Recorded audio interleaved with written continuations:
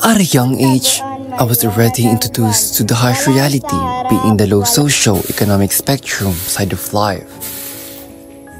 Dodong! Halika nga dito! Ma, andyan na po! Bilisan mo nga dyan! Kadami-dami kong ginagawa! Tulungan mo ako dito! Bilisan mo! I am forced to join singing contests at a compromise of eating a chicken. Dodong, isinali kita singing contest yun sa barangay ha. Sumali ka para makapera tayo. Para makakain na tayo ng chicken, makabili tayo ng chicken na gusto mo, di ba? Ma, pero hindi po ako ready at nahihiya po ako. Ano ka ba, Dodong? Hindi mo pakain ng yaya mo na yan, kaya sumali ka na. Yun nga lang ambag mo sa akin. Sige na lang po, Ma. But I've always known it is actually to earn money from my mother. From then on, I have grown with the melodies. I have won and won competitions, but it didn't seem like we are progressing.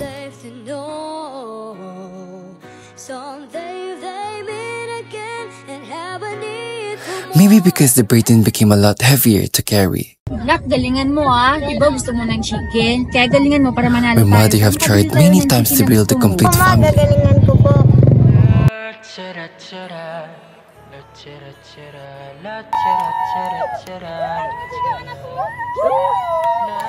Huwag mag-alala, ipikit ang iyong mata, tanan. Pahinga muna, ako na.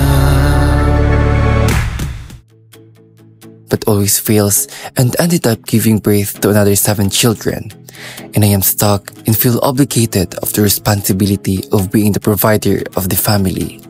Even when I am also just a child who needs to be taken care of. Joining in singing competitions is not enough to feed my mother and siblings, so I decided to step on another goal. Ako si Dodong, ang panganay at tumatayong padre de pamilya sa amin. Bata pa lang ako ay nakapasa na sa akin ang responsibilidad na hindi dapat sa akin. Pero laban lang, basta ang face card, di sumusuko. Nak, pwede bumili ka dyan ng ulam, pangapunan natin. Nagutom na kasi mga kapatid mo. I work different part-time jobs from day and night. However, it will never be enough. I have 7 siblings and a mother, yet I am acting the role of being a father to them. Si Rhea naman ang sumunod sa akin. Hindi ko alam kung bakit sinayin niya ang beauty niya kay Ronaldo na di ko alam kung paano niya napilit. Ayan, naging sugolera at tinambakan ng maraming anak. Siyempre, sa magkakapatid, di mawawala yung social climber, si Mika, may sisiret na artist life. Ayan, may favorite, si Farah. Sa kanilang lahat, siyang pinakamatino. Libre at school lang ang buhay niyan. Si Soy Soy, di ko alam anong nangyari sa kanya. Tuluyang napabayaan at impluensya ng kanyang best friend na si Bok. Ito naman si Lando. Walang ginawa kundi mag-cellphone at magsitiang naman ang pinakatahimik sa amin. Gigil na gigil ako dito eh. Sarap kurutin, di ba? Aming bunso, si Dali. Di ko alam kung kapatid ko ba talaga ito o spy lang sa bahay. I am the only provider, the one who is responsible of everything, for the only person accountable of if there is no food served on the table. If not me, then who will? Even when I risked everything I could, but I'm still not enough. Kami ang mga anak ni Nanay Gloria. Magkakaibang aming tatay dahil sa tuwing nabubuntis siya ay namamatay ang kanyang kinakasama. Kaya ganito ang nangyari sa amin. Bagay na bagay sa akin to. I-mind ko na ito. Mind ko na. Ay, ang ganda. Bagay na bagay sa akin. Wow. Ano size mo? Tama naman. Medium ako. May ito lang ka. Mind 50, 50, mind 50. Sana magaling siya dito. Ay, Kuya Dodong. Ito na lang. Ginagawa na lang po natin.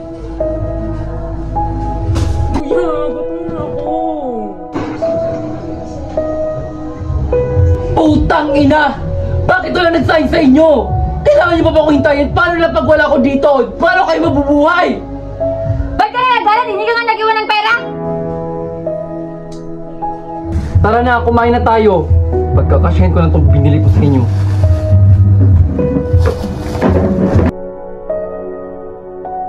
Ano ba to? Pagkain pa ba to? Ewan ko yun sa kuya mo, kukurip-kurip na tao. Dami namin natin kumakain dito. Kumain na nga tayo! Puro kayo cellphone, puro lang game yung ginagawa ninyo. Matay ka lang. Naglalaro ako dito eh. Yung game ako. Hindi ka ba nakakaintindi? Tigil na kayo, ano ba? Sa pagkainan tayo, oh. Kayong dalawa, bakit pati si mama inaaway ninyo?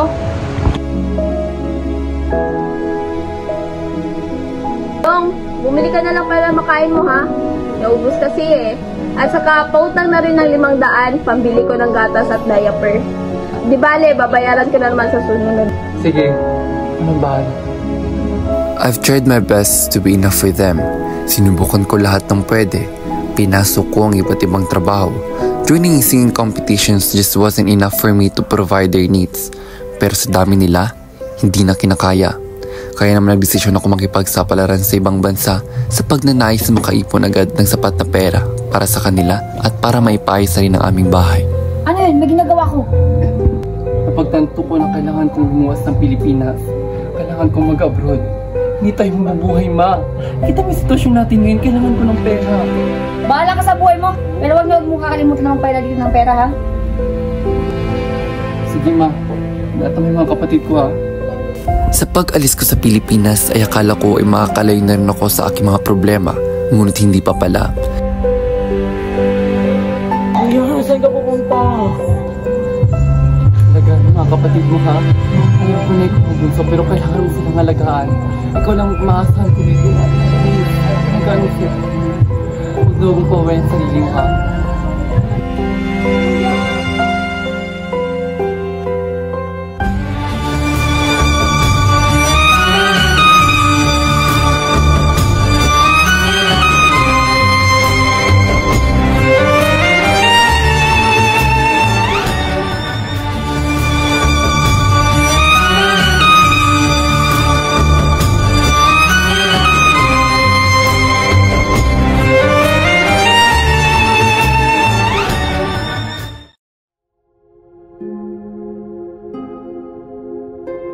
Araw-araw pa rin akong tinatawagan, sinusumbatan at hinihingian ng tulong at wala akong magawa but to say yes and yes sa lahat. Nakakasawa pero pamilya ko sila. Hello ma? Ma, sana po kayo magsisimula na po yung program. Nak, sorry nak ha. Hindi ako makapunta ngayon. Busy kasi si mama. Ha? Pero ma?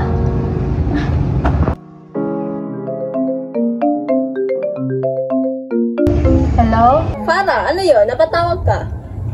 Ate, pwede bang ikaw na lang pumunta sa akin dito? Ano? Ay naku, nandiyan naman sila. Soy-soy, napaka-busy ko na. Ako pang tawagan mo. Ay! Ate, sige na. Wala akong kasama dito ngayon. Pati si mama ayaw niyang pumunta. Ewan ko, wag ako. Napakarami kong ginagawa. Napaka-busy kong tao. Sige na lang po. Ako na lang po. Kay Kuya Dodong na lang ako.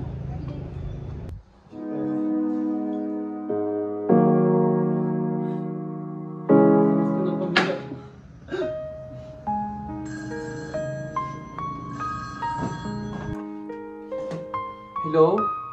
Good morning. Who is this? Hello? Kuya Dodong? Si Farah to. Oh, Farah. Ba't ka napatawag? Kasi kuya, recognition day po namin ngayon. Tapos wala po akong kasama. Nasa si mama? Si Ate Rhea mo? Mga kapatid mo, ang dami-dami niyo dyan. Bakit wala sila? Si mama, busy. Ayaw niya akong puntahan. Si ate, busy din. Walang kasama dito. Yung mga kasama ko lahat sila may mga magulang. Tidihin mo lang sila, Farah. Hayaan mo, babawi ako. Promise.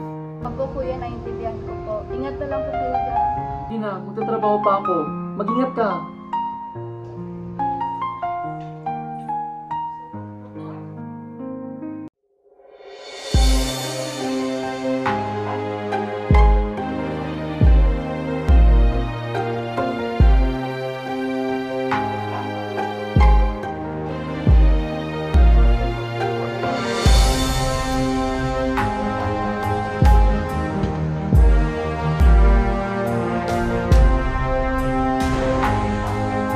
Oh, Habibi, you're home already.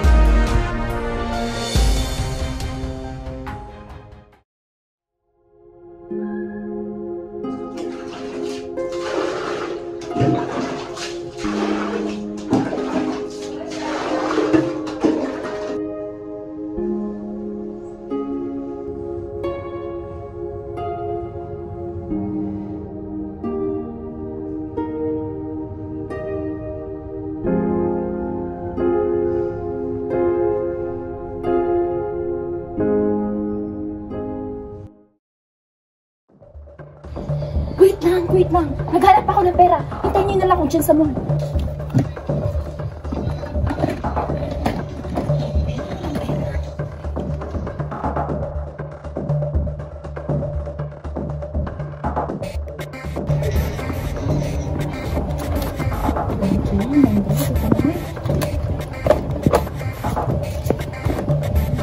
Alis na ako!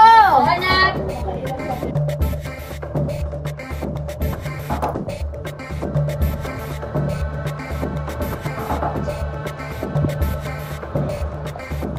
Ma! Hala, nawawala yung pera ko dito. Sino nagkuha ng pera ko dito? Yang! Nakapagigib ka na ba? Kanina ka pa, ha? Ay na lang itong batang ito.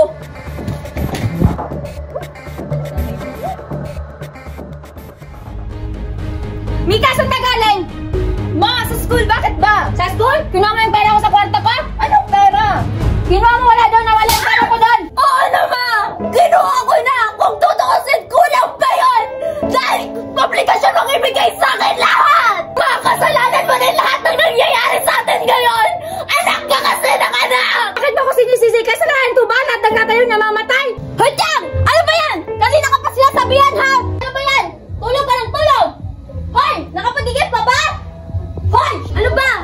Kanina ka pa sila sabihan. Hoy, okay ka lang? Hoy, gago ang init mo! Ma! Sige! Ma! Ang taas ng lagnat niya! Hoy! Yang!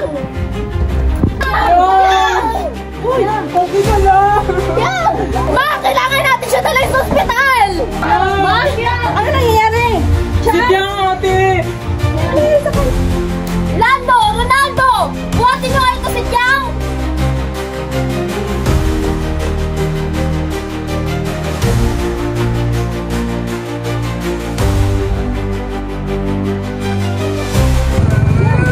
Bilisan nyo! Si Tiang! Uy, huwag mo sa kapito.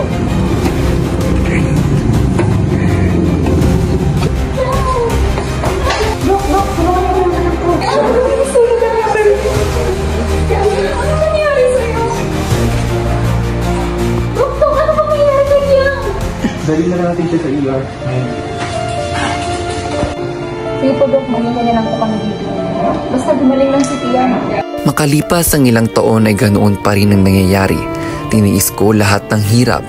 Sa isip ko, malapit na akong umuwi dahil papaano nakakapagpadala ako ng sapat na pera buwan-buwan para sa pinapaayos kong bahay at suporta sa aking pamilya.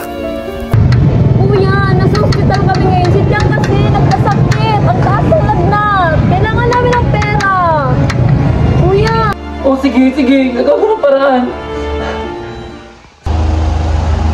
Oh, Baby, are you hungry? I think you're dinner.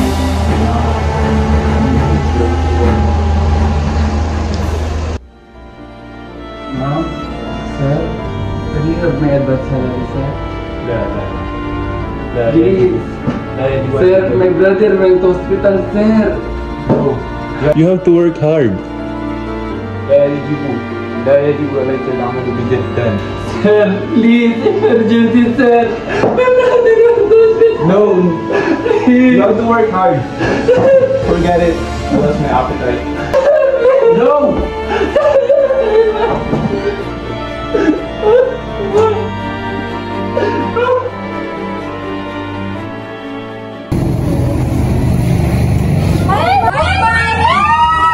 May chismis ka ba dyan? Naku, Mari, kung wala, punta na lang namin kung Mari Brenda. Alam mo naman, hindi mo ka naman chismis. Mari! Uy, Mari! Kumusta? May chika ba kayo dyan? Naku, Mari, wala. Baka ikaw, meron ba dyan? Baka may mainit-init pa. Oh, Mari, alam mo na, chismis lang ang bumubuhay sa akin. Okay, go, go, go. Marami akong chismis. Alam nyo ba, yung anak ni Gloria, nahuli ko, nagtsashabu. May kasama nga eh. Naku, sino sa mga anak niya? Si yung panglimang anak ni Gloria, si Soy Soy ba yun? Ano yun? Ang ginagawa nila dun?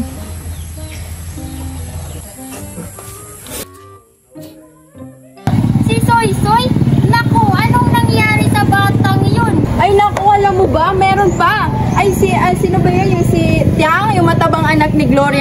Nagsugod din sa ospital kaninang umaga. Siguro dahil sa sobrang taba niya. Naku, bakit naman mataba? Wala na nga silang makain. Naghihirap na ang mga anak ni Gloria. O ito pang malala mga mare. Alam niyo yung anak ni Gloria, yung si Lando ba yun? Yung may jowa. What? Naku, nabuntis niya ang jowa niya. Oh, grabe. Hindi to maaari. Jowa ni Lando ang anak ko. Baka nagsisinungaling ka lang, Mare. Mali-mali yung chismis mo. Naku, hindi ako nagkakamali, Mare. Sinabi mismo sa akin ng kapitbahay ko. Kalat na nga yan halos eh. Uy, ang anak din ni Kumari na sobrahan sa landi. Ano ba yan? Naku, oo nga, nagmana siguro sa mama niya.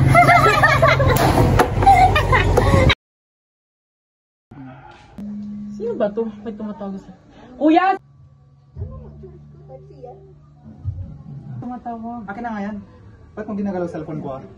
Kasi po, may tumatawag lang po kasi kuya. Baka mamatay po yung cellphone nyo. Ang pagyalang. Oh, Day, napatawag ka. Babe, may sasabihin ako sa'yo. Ano yun? Babe, kasi buntis ako. Hindi pwede. Hindi pa natin kaya. Lando, huwag ka naman ganyan, no? Ginusto natin yun. Ginusto natin dalawa naman.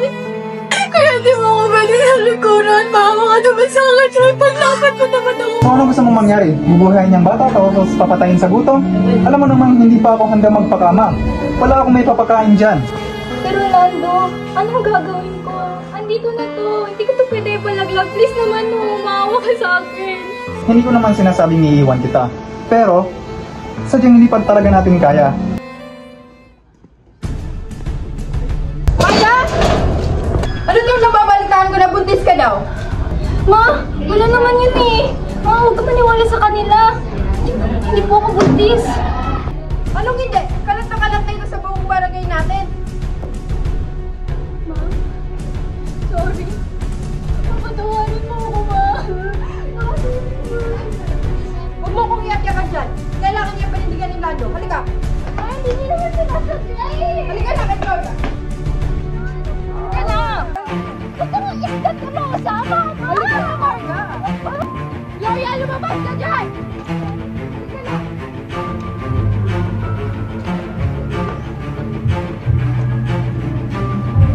Gloria, lumabas ka dyan! Gloria! Mama! Ano ba yan? Ang ingay-ingay na tutulog ang bata! Asan yung nanay niyo? Tsaka yung tarantadong Lando na yan. Sana yan, panagutan niyang anak ko. Ano ba yan, adik mo sa kanya? Wala rito si Mama. At kayo, anong sinisilip-silip niyo dyan? Oh, ikaw nagkikichismis lang. Oo nga, alis na nga tayo. Malis ka nga dyan, hindi ka ang kailangan ko. Lando! Lando! Sinay si Lando na yan. Lando! Yan! Ma, nakakaiyak ka. Lando, lumabas ka dyan!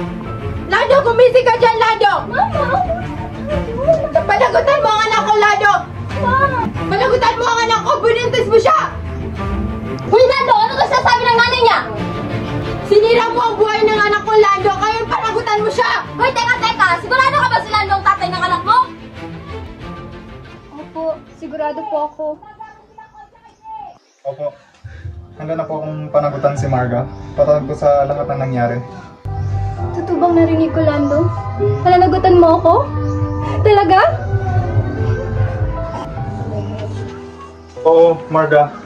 Sorry sa sinabi ko nung una. Pero, handa na akong panagutan. Kahit anong man mangyari, sabay natin tong haharapin. Lando, ito lang naman yung hinihintay kong marinig. Salamat. Anak, seryoso ka na ba dyan sa desisyon mo? Opo, Ma. Alang-alang po sa anak ko. Kailangan niya ng ama. Love you. Thank you, Ma.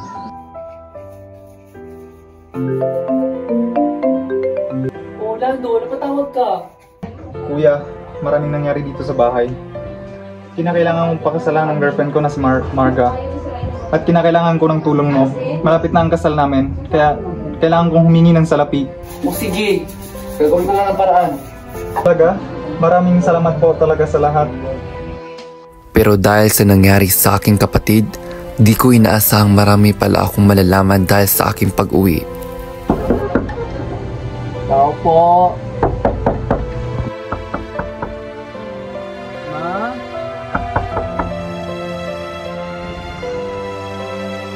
Kuya? Hindi ka man na nagtawag o nag-text. Biglaan to ah. Gusto ko kasi kayong surprisahin ni Noche Buena. Asan si Mama? Asan ang kapatid natin? Nasaan sila? Nandito lang po sila sa loob, kuya. Ma, ate, nandito lang po si Kuya Dodong. Tara po, pasok po kayo. Wait lang po, ipaghahanda ko po kayo ng tubig. Tatawagin ko na po sila.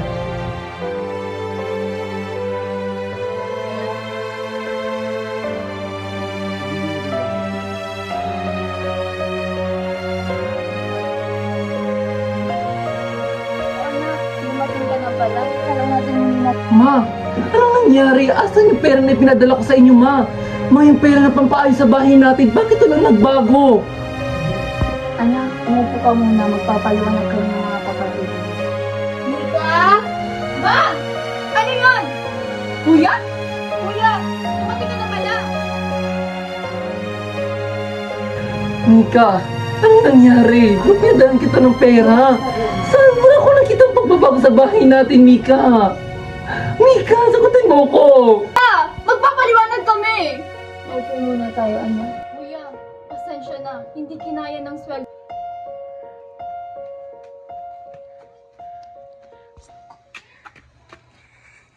Ma, nahuli ng mga pulis si Soy Soy. Pwedeng ikaw muna, akin ang pangamba. Lando, nasa si Soy Soy mo kapag kapulungan? Check mo na natin sa loob! Tara, Lando! Hindi tayo. Bakit ang tagal nila? Dahilan ng aking paghinga. Sir! Mag-alala, ipitang yung mata. Kuya, ito na yung bahay na pinaghirapan mo. Ano naging masaya ka sa resulta, kuya? Yung nagawa, mama, pahinga muna. Oo, kuya! Tara, pasok tayo sa landa ka pa tayo. Tara! Dahil ikaw ang aking mata, sa tuwing mundo'y nag-iibang dahilan ng aking paghinga. Kaya huwag mag-alala, ipikit ang iyong mata, tana, pahinga muna, ako nang bahala. Labis pa sa labis ang iyong nagawa, mama, pahinga muna, ako na. La tara tara, la tara tara, la tara tara tara, la tara la tara, la tara tara, la tara tara, la tara tara tara, la tara la tara. Papa, naaalala mo pa ba?